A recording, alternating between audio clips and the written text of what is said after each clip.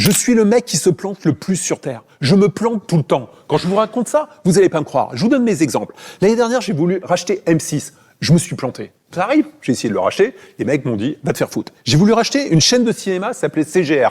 Tous les journaux ont dit, il a gagné, il a gagné. Le vendeur, il a dit, j'ai changé d'avis, je vends plus. Ok. Je me suis planté. Comme je m'étais planté sur M6, j'ai déposé un dossier pour essayer de remplacer M6 comme chaîne de télé. Ok. On a fait ça. On a été se ridiculiser à parler pendant 2 heures qu'on allait les tuer, qu'on allait les niquer. J'ai perdu. Je me plante tous les jours. Mais c'est parce que je tente tous les jours. Et de temps en temps, il y a un truc qui marche. Et les mecs le disent, putain, c'est un go, quel tueur. Mais non, j'ai passé mon temps à me planter. Franchement, elle est là l'histoire. Plantez-vous. Perdre de l'argent est étonnamment la meilleure chose qui me soit arrivée. Et peut-être que vous aussi, vous avez perdu de l'argent. Dans cette vidéo, je vais vous expliquer pourquoi c'est probablement l'événement qui va tout changer pour vous. Et ça va dépendre d'une seule chose. La réalité, c'est que j'ai perdu plus de 5 chiffres en crypto, même des milliers d'euros, en lançant des business et en faisant des erreurs. Mais aujourd'hui, je ne regrette absolument rien. Mais avant ça, vous devez savoir qu'il y a une condition, une seule, et c'est ce qui va séparer ceux qui apprennent et ceux qui restent bloqués. La peur de perdre est le vrai problème. En fait, la majorité des gens, ils n'essayent pas par manque d'idées. En fait, ils n'essayent pas parce qu'ils ont peur. Ils ont peur d'échouer et sortir de leur zone de confort. Résultat, ils vivent dans une médiocrité confortable à vie.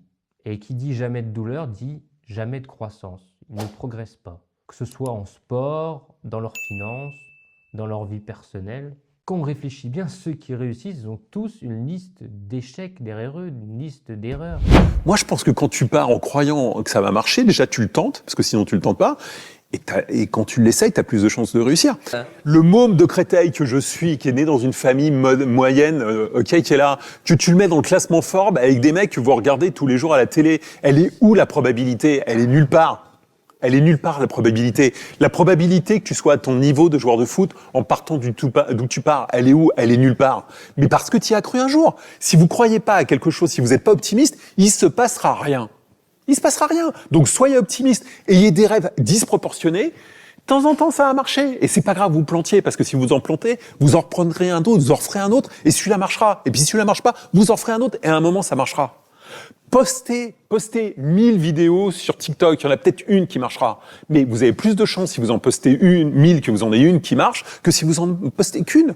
Mais la vraie différence, c'est différencier une perte utile et inutile. La perte inutile, c'est quand vous faites une erreur et vous vous abattez sur votre sort à ressasser sans cesse le passé et en vous disant « Ah, j'aurais dû faire ça comme ça », ça sert à rien, c'est déjà passé. Contrairement à une perte utile, où là, vous allez vous remettre en question et vous dire « Ok, c'est arrivé, j'ai perdu de l'argent, c'est un fait, mais qu'est-ce que j'en ai tiré? Qu'est-ce que j'ai appris ?»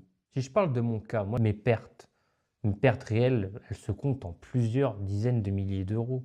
Et qu'est-ce que j'ai appris de ces échecs? Parce que j'étais sans doute comme vous au début, je ressassais le passé, je me disais « Putain, mais si j'avais pas investi sur ces cryptos-là, j'aurais tout mis sur Bitcoin. » Ah, ça m'énerve et ça, vraiment, ça me faisait un sentiment de culpabilité constant. Je me sentais super mal. Des fois, j'arrivais même pas à dormir la nuit. Mais en y réfléchissant, je me suis dit, il faut que j'arrête et il faut que je me dise que cet argent perdu, c'était le prix de la leçon.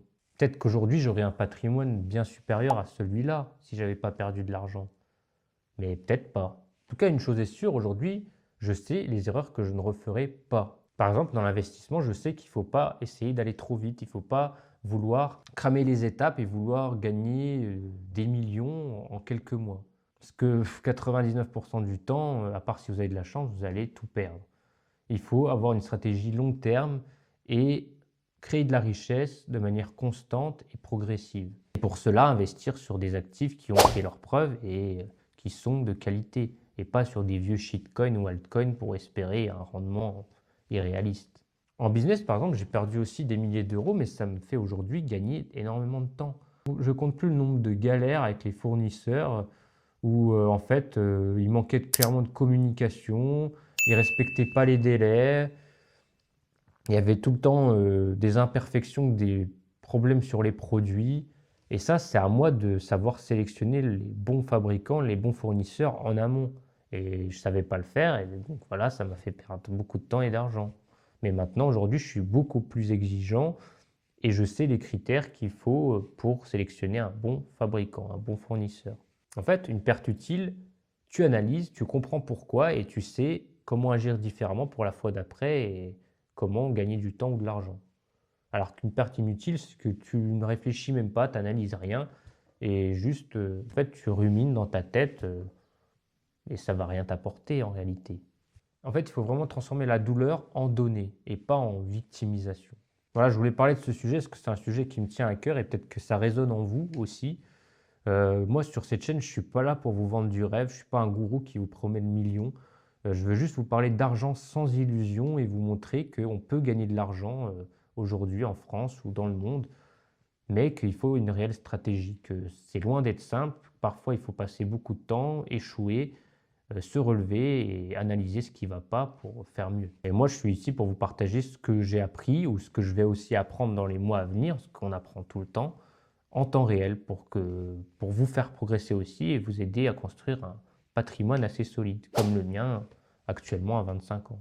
Ce que vous devez retenir, c'est que la majorité des gens qui n'ont jamais perdu d'argent, c'est qu'ils n'ont rien essayé et que vous êtes en réalité en avance sur eux. Parce que l'expérience que vous avez engrangée, elle vaut 1000 fois l'argent perdu. Et à chaque fois que vous faites quelque chose, vous ne devez pas vous demander combien d'argent vous allez perdre, parce que c'est certain que vous allez en perdre. C'est plutôt comment est-ce que vous allez rebondir, comment est-ce que vous allez vous servir de cette leçon pour faire mieux la fois d'après. Si vous êtes d'accord avec mon contenu et que vous voulez voir d'autres vidéos, moi ici je parle d'argent, d'investissement, d'entrepreneuriat, comment gérer son budget, donc n'hésitez pas à vous abonner.